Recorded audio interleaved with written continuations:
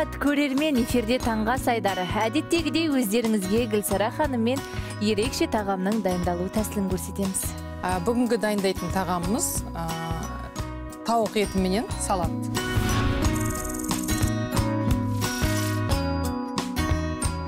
Тауық етін біз маринаттаймыз бірінші, сосын қуырып пешке салып пісіріп аламыз. Пышақпенен турап жібереміз.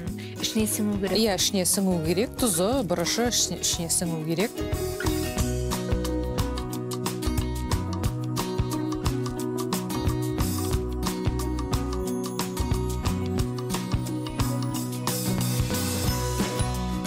Филемізді осылай кішкене тұздап аламыз. Одан кейін кішкене бұрыш қосамыз. Сосын сарымсағымызды осылай жағамыз. Жаңағы осып жерген жерлерге осылай салып қоюға болады.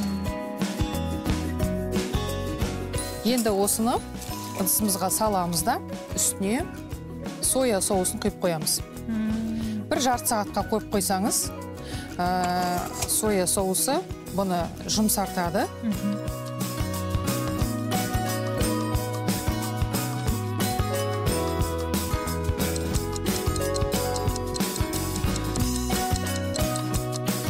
Енді осы етіміз жарты сағат тұрған соң, екі жағын қызартып, майға қуырып аламыз бірінші.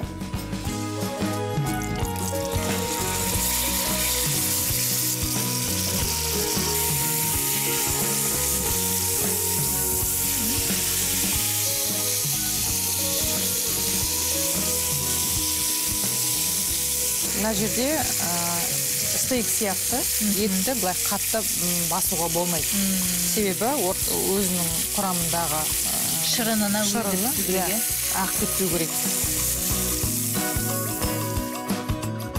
Қуырылған осы майын үстіне құямыз, себебі бұл мана айттық өте құрғақ келетін ет, кішкене майлы болсын деп майын құйып қоямыз. Дәл осының қасына брокколимізді салып жібереміз, сонда ол да пісіп қалады бірге.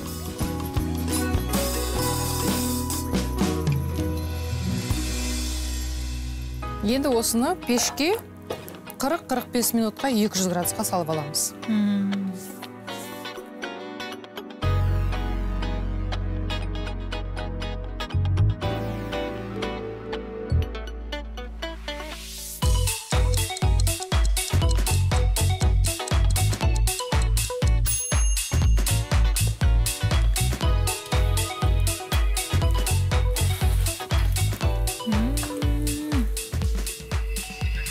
Етіміз дайын болып қалған сияқты. Иісі бұрқырап шығып жатыр. Тарелкемізге көкөністерімізді салып аламыз.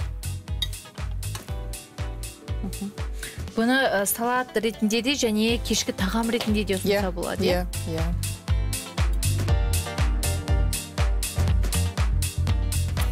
Енді барынша әрлейміз.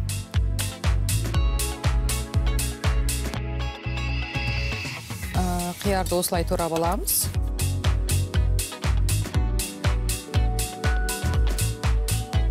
Үстіне соус құямыз. Бұл жерде соусы өте оп-оңай. Түйіршіктелген қыша қойы, қыша деймін айтамыз. Жай ғана үстіне майды құямыз.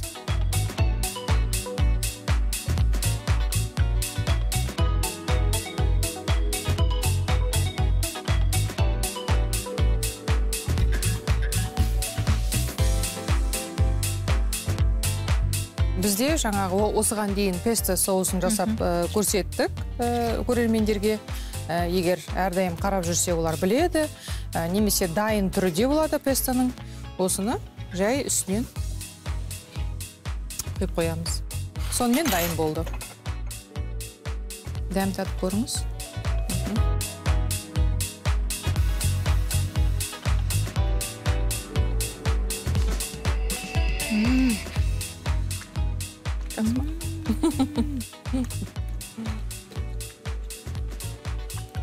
Өте дәмді. Гүлсара ханым, сізге дәл осындай ерекше тағамның дайындалу тәсілін көрсеткеніңізге алғыс білдіреміз. Ас болсын. Кез келген тағамды жасау қиын емес, бастысы ниет болса жасаңыздар, оп-оңай.